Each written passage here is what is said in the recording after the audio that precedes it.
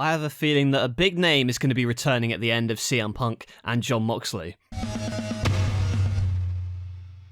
Hello everyone, welcome to my predictions for All Out 2022 this Sunday from Chicago. It's been a controversial couple of weeks from AEW, but usually when it comes to pay-per-views, they knock it out of the park. Will this be the exception? We'll have to wait and see. But before I get into my predictions, and trust me, it's a long card, make sure you leave a like on the video if you enjoy and subscribe to NLW Figures for more wrestling figure content. And also, you know what, comment down below, what are your predictions for All Out? So, without further ado, let's get into 0 Hour, the pre-show, and we'll start off with Tomohiro Ishii versus Eddie Kingston. A quite random matchup on paper, really. I know they've had a couple of matches in New Japan, and they're kind of continuing it over. Obviously, it would have been Kingston versus Sammy Guevara, but all that backstage drama has gone down.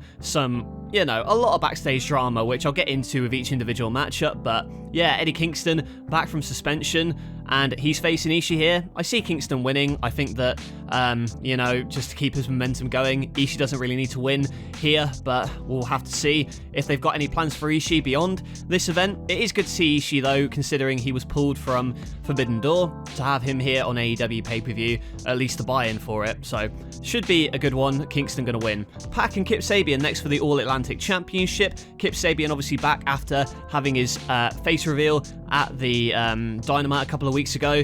So Pac, he's been defending that championship in all of these different countries in Rev Pro, OTT, I believe as well. So I think Pac's going to win here. Even though I think it's cool to see Kip Sabian back, I do like him as a wrestler.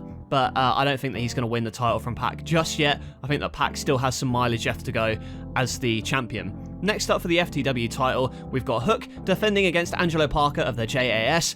I'm just going to say it right now. I think Hook's going to beat him within a minute, but that's just me.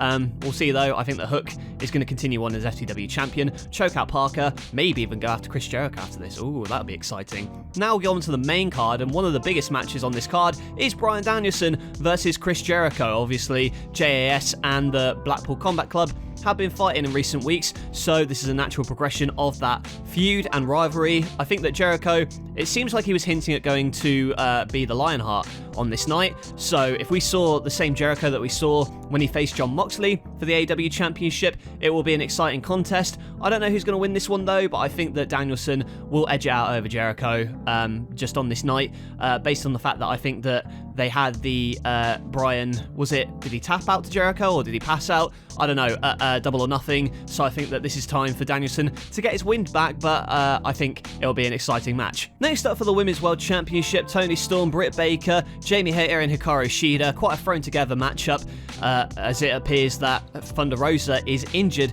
at the time being. Obviously more backstage drama with Thunder Rosa, Baker and Hayter, and a lot of stuff that seems to have been blown out of proportion by some accounts, but some weird pseudo kind of shoot stuff that's been going on in the past couple of months between these two. I don't know, I'm not interested in it really. Toni Storm to win here. I don't really want Britt Baker to win again. Not that I don't like Britt Baker as a wrestler. In an ideal world, Shida would be the one to win the title again, but, that's just my opinion. But I think that Toni Storm is going to win this one and set up an eventual match with Thunder Rosa where she eventually beats her down the line. Next up, 6-man tag match. House of Black take on Darby Allin, Sting, and Miro. A weird team for Miro to be teaming with Allin and Sting. I think they've really dropped the ball with Miro ever since he lost the TNT title last year. Likewise, House of Black, I really feel like they should have faced the Elite in the finals, but as we'll see later on, it does make a little bit more sense why they lost. But nevertheless, I do think that House of Black have a lot of momentum on their side. I really think they should win here. Allin, Sting, they always win, and I think that House of Black do need some credibility back in their stable. Honestly, I think Malachi Black should be going after the AEW Championship rather than kind of wilting away on Rampage. House of Black is a stable that I feel could have had a lot more mileage, but it is what it is. It should be a good matchup though, but I'm going to predict House of Black to win. Next up for the TBS title, Jade Cargill and Athena. Now, Smart Money says Cargill, but you know what? Controversially, I'll say Athena might win this one. I think that Cargill has had a lengthy run thus far, but again, they haven't really built it up that well, aside from a couple of segments on Rampage and here and there, so I would say Cargill is Smart Money, but a wild card bet would be Athena. I wouldn't be surprised if she won, but I'm already flip-flopping. I'm going to pick Jade Cargill to win this one. Next up, Jungle Boy and Christian Cage, one-on-one finally. One of the better built feuds early on, but then, I don't know, it kind of has faded out a little bit over the past couple of weeks, just in terms of trying to keep the feud fresh and ongoing. I feel like Jungle Boy's going to win, but you never know. They might want to continue it further, but I feel like on this night it's going to be Jungle Boy's night. But he does play the underdog, so again, it wouldn't surprise me if Christian won, but I think that Jungle Boy needs to win over Christian here to kind of avenge Luchasaurus. Next up, 6-man tag, it's Wardlow and FTR versus Jay Lethal and the Motor City Machine Guns. This is a surprise that I wasn't expecting. Again, quite a random kind of faction to build towards. I'm not saying that I'm not excited for the matchup, but, you know, to have Motor City Machine Guns kind of thrown in there as a last-minute thing seems a bit weird. But again, who am I to kind of judge it, really? I think that Wardlow and FTR are going to win this one. Again, like, I'm looking forward to the match itself, but the story behind it just feels a bit flat. I feel like FTR and Wardlow could be doing a lot more substantial things than being thrown together in a 6-man, but that's just me. Next up, Swerving Our Glory take on the Acclaim for the Tag Team Championships. The Acclaimed have been on a roll, so you know what, I'll say the Acclaimed. I'm not excited for this matchup, to be honest with you. The Acclaimed are much better as, like, promo guys. But again, their wrestling, we'll have to see what happens on this night. But I'll predict the Acclaimed. Why not? Because everybody loves the Acclaimed. Next up, Ricky Starks and Powerhouse Hobbs from formerly Team Taz. No longer are they Team Taz. But, you know, Ricky, they've been built up well. But Powerhouse Hobbs, man, I feel like he's on the cusp of something big. So I'm going to predict Powerhouse Hobbs to win this one, and Ricky Starks to kind of regain some momentum that he may have lost since leaving Team Taz. But yeah, if Jungle Boy beats Christian, then I think in this kind of blow-off angle, I think that Powerhouse Hobbs will win. Now we move on to the Casino Ladder match to receive a future world title match. Got Claudio Castagnoli, Wheeler Yuta, Penta, El Cero Miedo, Rey Fenix, Roosh, Andrade, Dante, and someone to be announced. So who's going to be announced? I can make one prediction. I don't think it's going to be MJF. I think that if they're going to bring MJF back, it's going to be in a much bigger angle, maybe even in the main event, but I'll let you know when I get to that matchup. So I don't know who's going to be the surprise. Maybe it's going to be Adam Cole. You know, we've not seen him in a while. There's a load of people as well that we've not seen in a while that could be that Joker card.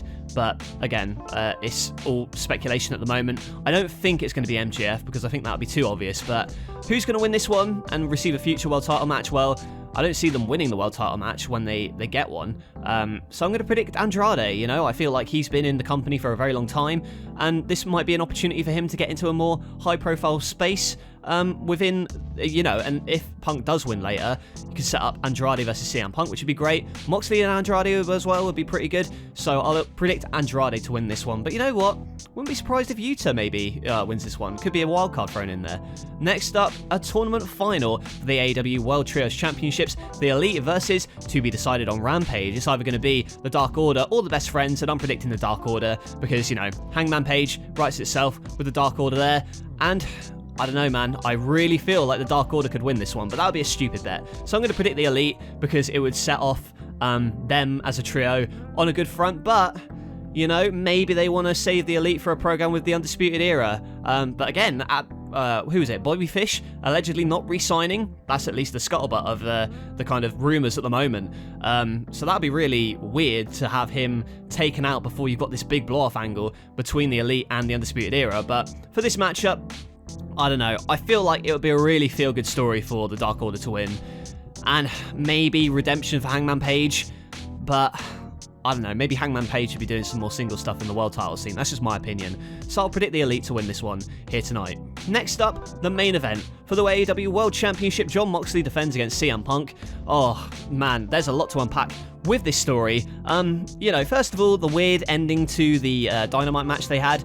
And I actually liked the match, okay? I wasn't mad about it, but, you know, the build since then, it's fallen a little bit flat for me personally.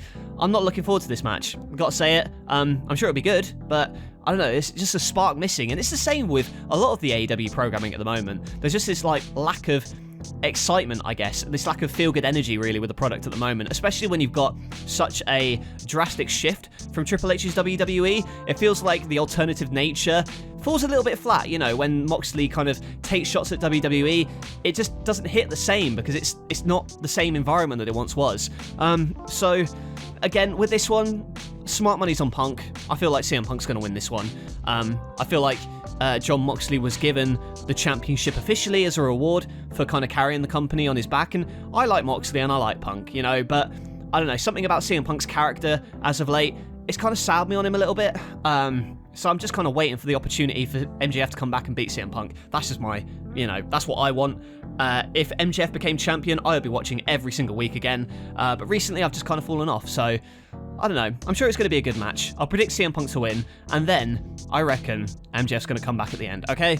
I won't be disappointed. And by the way, if you're watching All Out, don't be disappointed if MJF doesn't show up. All right? Don't get your hopes up. But I would suggest that maybe they have MJF come back at the end, setting up a match with CM Punk. Not even necessarily coming into the casino ladder match, but I think that, you know, if he comes back, it might pop the crowd too huge early. And, you know, All Out has like a tradition of really having like hot endings, you know, based off of last year. So I'll predict that CM Punk wins, but MJF to come back at the end. Overall, it's an okay card. Like, it's not the strongest card they've ever had.